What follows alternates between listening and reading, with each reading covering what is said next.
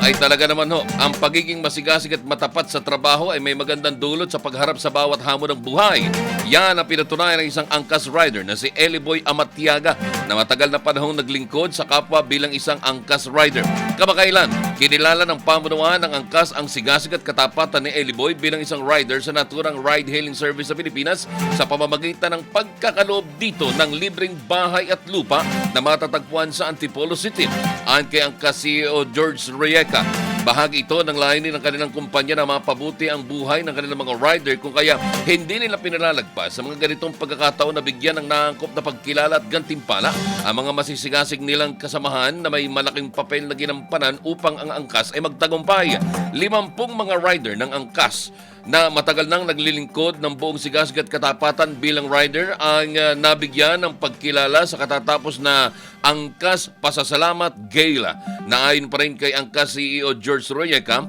ay kaugnay ng kanilang